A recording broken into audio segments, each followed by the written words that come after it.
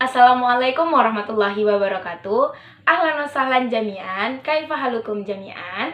Ismi Kamil Nazratul Husna Oktavia. Ismi Nazra. Ana min Kismu Ta'lim Lughatul Arabiyyah Faslun Jim. Di Kulliyatit Tarbiyah wa Tahilil Mudarisin. Jami'ah Imam Bunjul Al-Islamiyah Hukumiyah.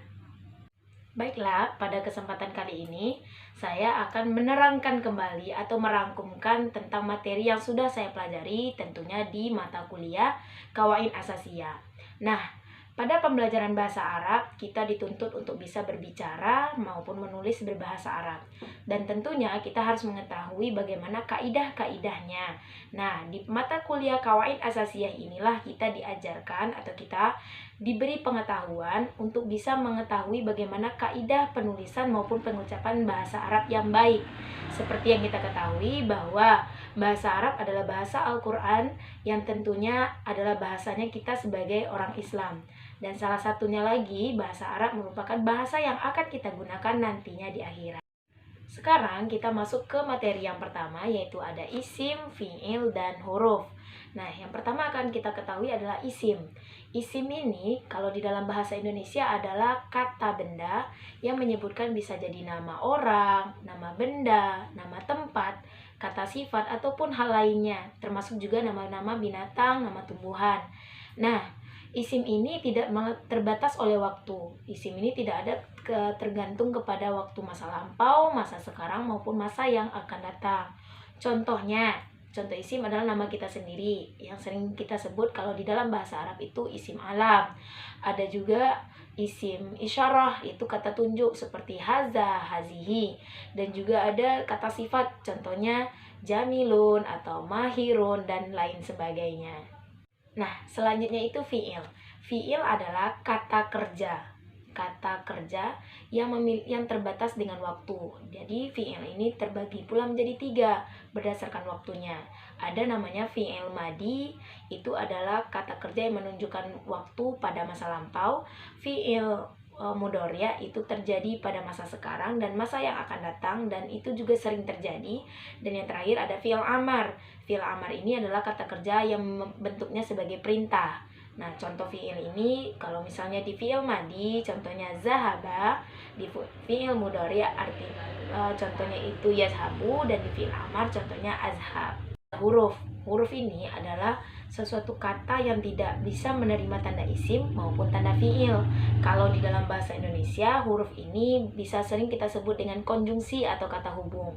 Nah, kalau di dalam bahasa Arab, kalau dia hanya berdiri sendiri itu, jadi tidak memiliki arti yang jelas. Jadi, huruf ini harus berdampingan dengan isim ataupun fi'il. Contohnya, ada itu fi, atau ada min, ada an, dan lain sebagainya. Nah, masuk ke materi selanjutnya, ada murakib isnadi dan wasfi. Nah, ini terbagi pula menjadi 2. Yang pertama itu ada tarkib isnadi. Tarkib isnadi ini adalah tarkib yang terdiri dari musnad dan musnad ilaih, atau bisa juga dengan mahkum bi atau mahkum ilaih. Contohnya, yazhabu Ahmad ilal madrasah. Masuk ke yang kedua ada tarkib wasfi, yaitu tarkib yang terdiri dari kata sifat dan mausuf. Contohnya, akromat tilmizu mujtahid. Nah, ini adalah pembagian dari tarkib isnadi maupun tarkib wasfi. Selanjutnya itu ada murakib idofi dan murakib adadi. Yang pertama, murakib idofi, yaitu ma tarkib min mudhof wa mudhof ilaih. Maksudnya adalah tarkib yang di dalamnya itu terdiri dari mudhof dan mudhof ilaih. Mudhof adalah 2 kata namun artinya 1. Contohnya kan kalau di bahasa Indonesia ada kipas angin. Nah, ciri-ciri tarkib idhofi ini adalah yang pertama tidak boleh memakai alif lam. Dan yang kedua, hurufnya tidak boleh tanwin. Selanjutnya itu ada murakib adadi, yaitu min murakabati mazjiyah wa huwa kulla adadi kana bainahuma huruf athof muqaddir. Biasanya murakib adadi ini adalah murakib yang digunakan untuk kata bilangan, yaitu ada kata bilangan itu yang sudah ditakdirkan atau sudah ketetapan, dan ada juga yang dipengaruhi. Nah, biasanya murakib adadi inilah yang menentukan bagaimana bentuk bilangan tersebut.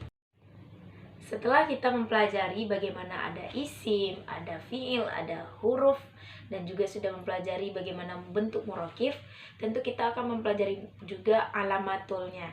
Artinya itu adalah tanda-tanda yang di dalam pengucapan atau penulisan bahasa Arab. Yang pertama, alamatul lil rafa, yaitu yang sering kita dengar itu yang lebih umum itu.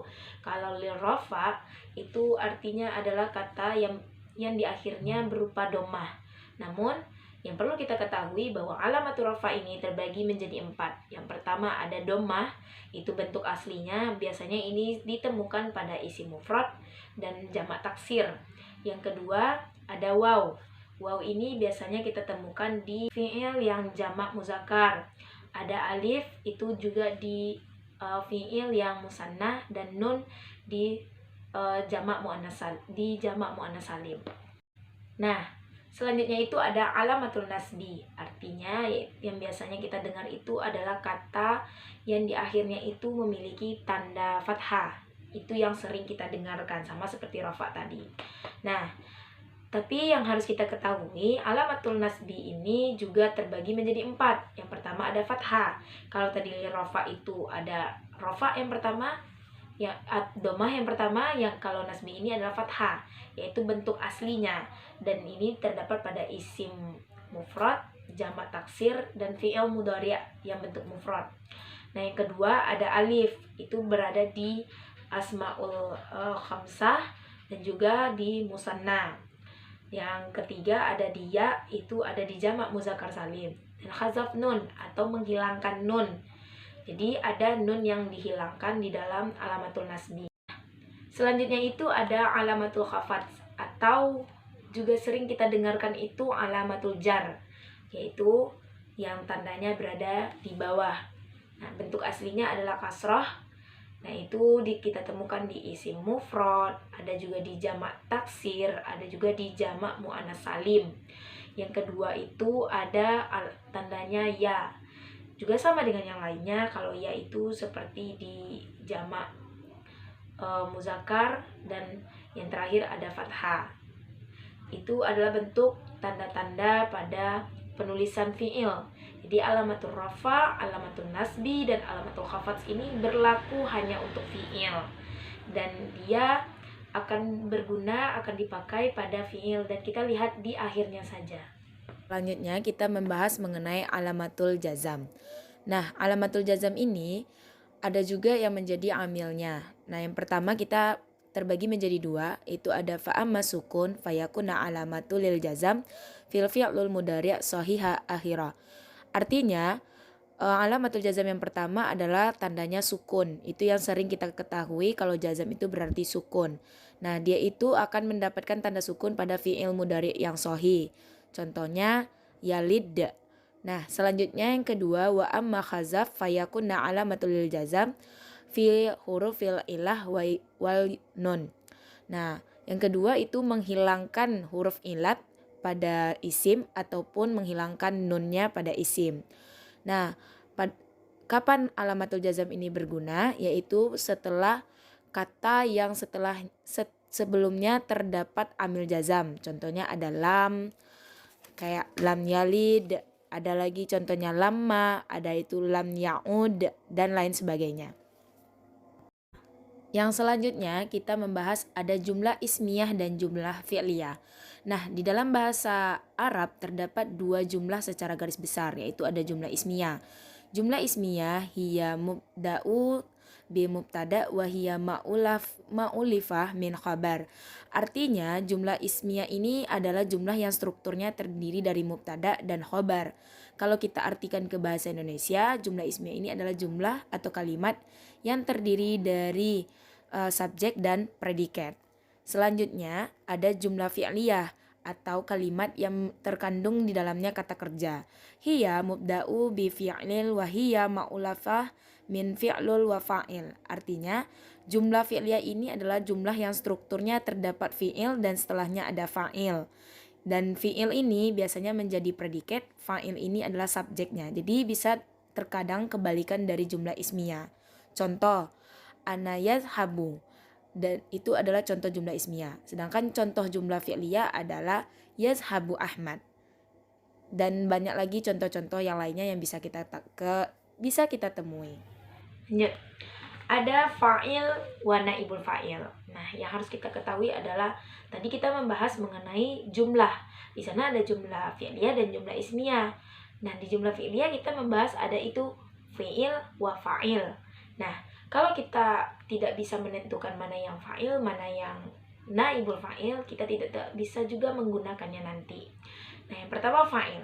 Fa'il adalah isi atau kata setelah fi'il yang dibaca rofa, di mana fi'ilnya itu disebutkan sebelumnya dan letaknya tentu setelah fi'il. Nah, selanjutnya ada mubtada wa khobar.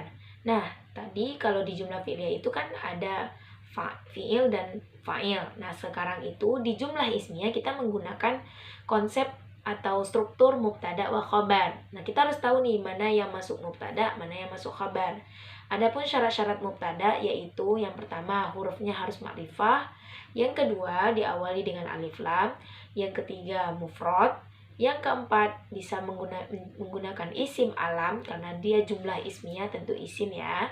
Nah, terus ada juga isim isyarah atau kata tunjuk, ada isim mausul, ada juga idhofah dan banyak lagi syarat-syarat mubtada ini, tapi yang lebih umum adalah 7 syarat ini. Selanjutnya ada syarat dari khobar.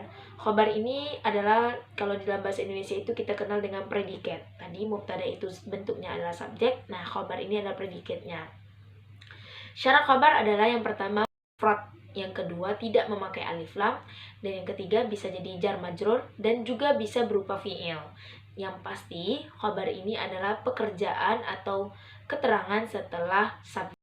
Masuk kita ke materi yang terakhir, ada itu af'alul muqarrabah wa syar'u wa raja. Nah, yang pertama itu af'alul muqarrabah. Af'alul muqarrabah ini adalah kata kerja yang menunjukkan pekerjaannya itu hampir. Artinya hampir dan tidak, hampir ini tidak terjadi. Contohnya hampir jatuh, kan belum jatuh. Hampir sampai, dia belum sampai. Nah, yang kedua itu ada af'alus syu'ur, yaitu kata kerja yang menjelaskan mengenai pekerjaan yang memulai. Contohnya mulai sakit, mulai capek, atau mulai bekerja. Sudah memulai atau sudah ada pekerjaan yang mengawali gitu. Yang terakhir ada af'alur raja, yaitu pengharapan. Adalah melakukan pekerjaan atau fi'il yang bentuknya berupa pengharapan. Demikianlah penjelasan materi kawaid asasiyah pada kesempatan kali ini. Semoga ini bisa menjadi media pembelajaran bagi kita semuanya, terutama bagi saya sendiri. Dan terima kasih atas segala perhatiannya. Mohon maaf atas segala kekurangannya, karena kebenaran itu datangnya dari Allah dan kesalahan itu datangnya dari syaitan. Dan saya di sini tidak mempunyai kesalahan apa-apa. Bagaimana dengan materi saya kali ini? Gampang bukan? Wassalamualaikum warahmatullahi wabarakatuh.